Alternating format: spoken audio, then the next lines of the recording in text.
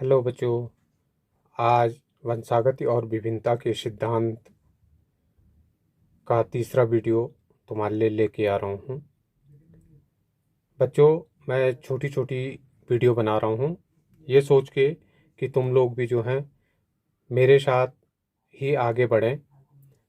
इन छोटी छोटी वीडियो के नोट्स बनाएं और जो भी डाउट्स हों वीडियो के कमेंट्स बॉक्स में लिख के मुझे दें, ताकि मैं तुम्हारे डाउट्स को भी क्लियर कर दूं। तो बढ़ते हैं आगे। आज की वीडियो में हमने पढ़ना है जीन प्रारूप, यानी जीनोटाइप। तो सबसे पहले ये जान लेते हैं कि जीन प्रारूप किसे कहते हैं।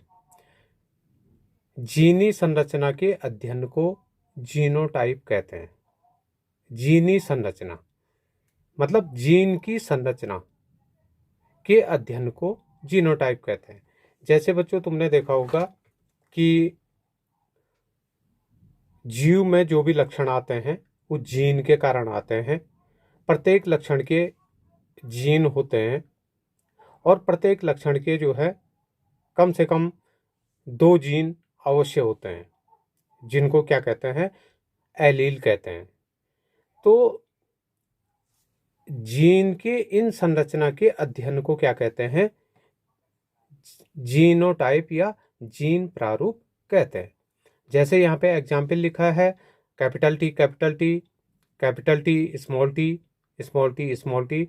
ये क्या है, जीन प्रारूप हैं या जीनोटाइप हैं, जो कि क्रमशः जैसे टी टी है, कैपिटल टी ये शुद्ध लंबेपन को दर्शाता है, जबकि कैपिटल टी और स्मॉल टी ये भी जो है संकर लंबेपन को दर्शाता है।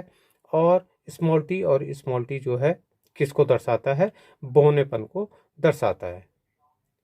तो जीनोटाइप को हम देख नहीं सकते हैं, मतलब अपनी आंखों से ऐसे नहीं देख सकते हैं। दूसरा है फिनोटाइप यानी लक्षण प्रारूप। बाह्य लक्षणों के अध्ययन को फिनोटाइप कहते हैं। जो बाह्य लक्षण होते हैं उनके अध्ययन को फिनोटाइप कहते हैं। तो बाह्य लक्षण कहाँ से आए, जीनोटाइप के कारण। जीनोटाइप के कारण जो है बाह्य लक्षण आए। बाह्य लक्षण का मतलब हो गया, जैसे पुष्प का रंग जो है लाल है, या पौधे की लंबाई ज़्यादा है, वो टॉल है। तो ये क्या है, जिसको हम बाहर से देख सकते हैं, इसको कहते हैं फिनोटाइप। तो जीनोटाइप को समझ लेते हैं। माना एक पौधा क्या है, लंबा पौधा है, दूसरा जो है बौना पौधा है। ठीक है, लंबे पौधे के लिए जीनोटाइप क्या हो गया, कैपिटल टी हो गया, और बौने पौधे के लिए क्या हो गया, स्मॉल टी।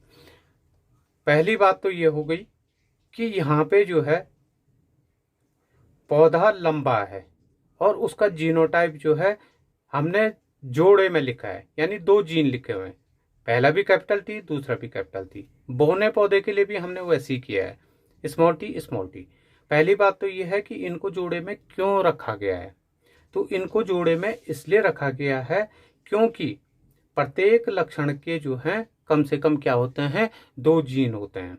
अगर यहाँ पे एक ही जीन होता तो ये लक्षण जो है कभी प्रकट नहीं होता। ठीक है, तो प्रत्येक लक्षण के क्या होते हैं, 2 जीन होते हैं, इसलिए जो है इनको किस में लिखा जाता है, जोड़े में लिखा जाता है। अब यहाँ पे क्या बनते हैं, गैमिट बनते हैं। गैमिट बनते हैं तो गैमिट बनते समय क्या हो जाता है, जीन जो है अलग अलग हो जाते हैं। अब ये जीन गैमिट बनते समय अलग अलग कैसे हुए, ये तुमने जो है कक्षा 11 में जो मियोसिस पढ़ा है, मियोसिस में जो है गैमिट बनते समय तुमने देखा होगा कि गुणसूत्र जो है 2 हिस्सों में बढ़ जाते हैं। 2 हिस्सों में बढ़ जाते हैं मतलब आधा गुणसूत्र जो है, आधा गुणसूत्र ही किस में आते हैं, एक गैमिट में आते हैं। ठीक है, तो इसको भी हम आधा गुणसूत्र आते हैं मतलब क्योंकि जीन भी जो है गुणसूत्रों पे लगे हैं, तो यहाँ पे हम सिर्फ जीन की बात कर रहे हैं, तो जीन भी जो है क्या हो जाते हैं, अलग अलग आ जाते हैं। इनका जब संकरण होता है तो जैसे मैंने तुमको बताया, ये गैमेट यहाँ लिख दो, ये गैमेट यहाँ लिख दो, ये गैमेट यहाँ लिख दो, और इस गैमेट को जो है यहाँ लिख दो। तो इसका और इसका जो है, अगर इनका संकरण होता है तो कैपिटल टी स्मॉल टी, इसका और इसका होता है तो कैपिटल टी स्मॉल टी, और इसका और इसका होता है तो कैपिटल टी स्मॉल टी, और यहाँ भी कैपिटल टी स्मॉल टी। तो ये सारे पौधे, ये जो है प्रथम पीढ़ी की संतान है, F1 जनरेशन की संतान है। ये सारे पौधे जो हैं क्या थे, लंबे थे, लंबे पौधे हुए। ठीक है, अब ये तो सारा क्या है, जीनोटाइप है। ये जीनोटाइप था, ये जीनोटाइप था, ये भी जीनोटाइप है। जब इन बीजों को बोया गया, मेंडल ने जब इन बीजों को बोया, प्रथम पीढ़ी की संतान के इन बीजों को बोया, तो उसने पाया कि ये पौधे सारे लंबे हुए। अब लंबापन हमको कहां से दिखा, बाहर से दिखा, हमारी आंखों ने देखा लंबापन। तो ये करेक्टर जो है, लंबेपन का करेक्टर क्या कहलाएगा, फिनोटाइप कहलाएगा। क्या कहलाएगा, फिनोटाइप। यानी जो बाहर से हमको दिखता है वो फिनोटाइप हो गया, जो आंतरिक संरचना है वो क्या है, आंतरिक संरचना है यानी जीनों की, वो क्या है, जीनोटाइप है। जैसे जो है हमारे मदर फादर हैं, तो उनके बच्चे हुए तो तुमने देखा होगा क्या कहते हैं कि इसकी आंखें जो हैं अपनी मम्मी की तरह हैं, इसकी नाक जो है अपने पापा की तरह हैं।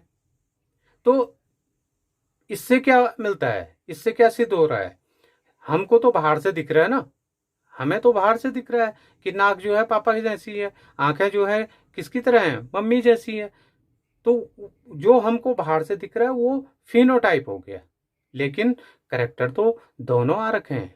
माना जो है पापा की नाक जो है लंबी है, ठीक है ना, लंबी है, और उस बच्चे की नाक भी जो है लंबी हो रखी है, और मम्मी की नाक जो है क्या थी, छोटी सी नाक थी। लेकिन उसकी छोटी सी नाक नहीं है, बल्कि क्या है, लंबी सी नाक है। तभी तो हमने कहा कि पापा की तरह इसकी नाक है। तो इसका कहने का मतलब ये नहीं है कि उस बच्चे में जो है छोटी नाक का जीन नहीं आ रखा है, उसमें छोटी नाक का जीन भी आ रखा है, और उसमें जो है लंबी नाक का जीन भी आ रखा है। तो ये जीन आ रखा, तो ये जीनोटाइप हो गया। एक जीन जो है उसमें जो है लंबी नाक का होगा, एक जीन किसका होगा, छोटी नाक का होगा। तब जाके वो करेक्टर उत्पन्न हुआ उस बच्चे में लंबी नाक का। अगर एक ही जीन आता तो उसमें वो करेक्टर उत्पन्न नहीं हो सकता था। एक जीन जो है किसी भी करेक्टर को उत्पन्न नहीं करता है। ये दोनों क्या है, लंबी नाक का जीन और छोटी नाक का जीन क्या हो है, एक दूसरे के एलील हैं, जो मैंने पिछले वीडियो में तुमको बताया था।